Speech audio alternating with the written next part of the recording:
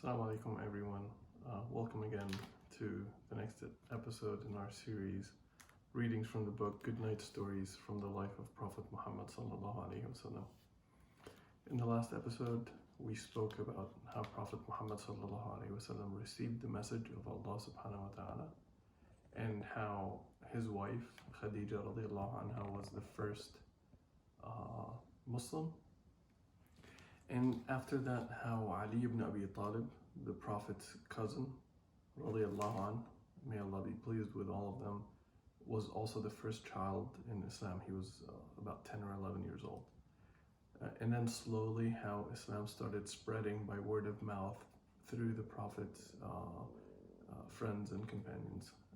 So today, inshallah, we're going to talk about the transition from being a prophet of Allah subhanahu wa ta'ala to being a messenger, to being sent to his people.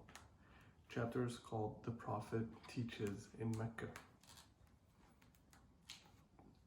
3 years had passed since Jibreel taught the Prophet sallallahu alaihi wasallam the first verses. More and more people came to know about Islam. One day Allah said to the Prophet sallallahu alaihi wasallam, "Speak of the truth openly. This is an order." The Prophet Muhammad sallallahu alaihi wasallam said to Ali, "Call all the men of Quraysh. Call all the men who are related to my grandfather Abdul Muttalib."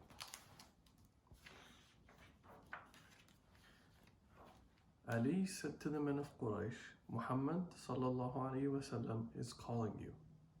Come and hear what Muhammad sallallahu alaihi wasallam has to say." The Prophet said to the men of Quraysh, "Allah is the one and true God. He gave me a message. He wants all of you to pray to him. He wants all of you to become true believers." The Quraysh laughed at Prophet Muhammad sallallahu alaihi wasallam.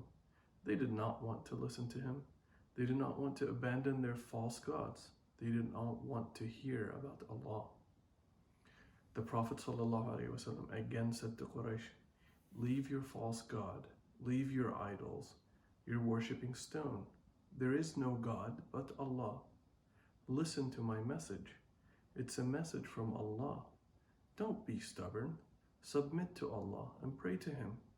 But Quraysh refused to listen to the Prophet ﷺ. They complained to Abu Talib, the Prophet's uncle. They said to him, "Your nephew is talking against our religion and our gods. He does not respect us. He wants us to believe in Allah. Why don't you do something about Muhammad? Even your son Ali has become his follower."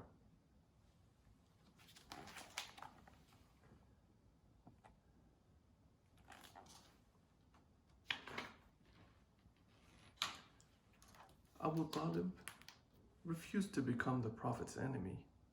He stood by the Prophet Muhammad's side sallallahu alaihi wasallam.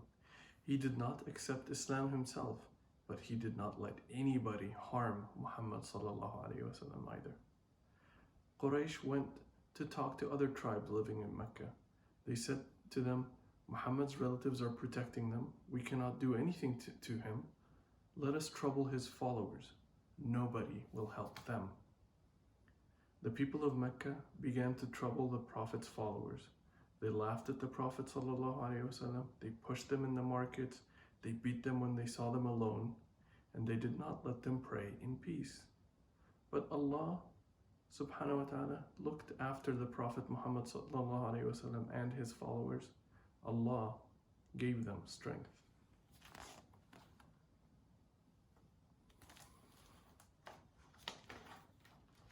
And that concludes our story for tonight. Thank you again for tuning in. If you liked the video, hit the like button. If you disliked it, hit the dislike button. Join us in discussions on the Facebook page, ICC Tempe.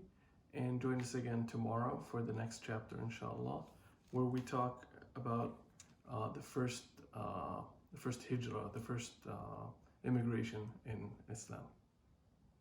Assalamu alaikum.